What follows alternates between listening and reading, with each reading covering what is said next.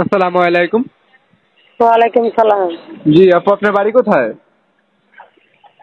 ভাই আমার বাড়ি তো সিলেট জাফলংয়ে আছিল। ও, এখন বর্তমানে আছেন কোথায়? এখন বর্তমানে নরসিংদী থাকি। ও, তো আপনার নাম কি আপু? আমার নাম মরিয়ম। ও মরিয়ম আপু, আপনার বয়স কত? আমার বয়স 18 বছর। তো আপনার ফ্যামিলিতে সদস্য কয়জন, কে কে আছে? ফ্যামিলিতে ওই ছোটকালে আম্মু মারা গেছে, আব্বু বিয়া করে চলে গেছে। ফ্যামিলিতে ছোট একটা বোন আছে, পড়ালেখা করে মাদ্রাসা। আর আমি গার্মেন্টসে কাজ করি, সুতার কাজ। ও, এখন বর্তমানে আপনার গার্জিয়ান কে?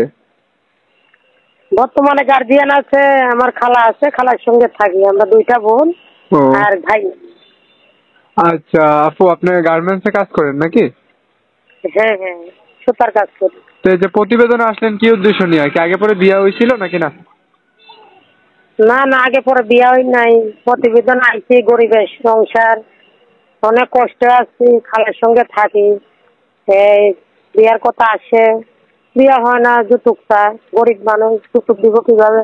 তার জন্য আইছি। মনের মতন সুন্দর একজন মানুষ পেলে জীবন সঙ্গী হলে হুম, তার জন্যই সারা জীবন তার সঙ্গেই থাকবে, জীবন সঙ্গী। ভালো। তো আচ্ছা আপু, আপনি যে এই যে প্রতিবেদনটা করছেন, ঠিক আছে, প্রতিবেদন করলে দেশ বিদেশ থেকে আপনার সাথে কথা বলার জন্য ফোন দিবে। এখন কি আপনার কি কোনো টাচ মোবাইল আছে?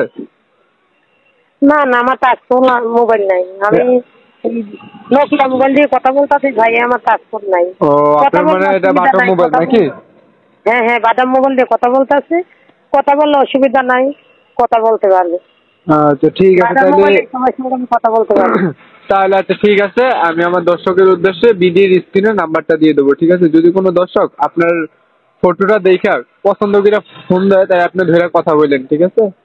আচ্ছা ঠিক আছে, কথা বলবো। আচ্ছা, আসসালামু আলাইকুম। ওয়ালাইকুম সালাম।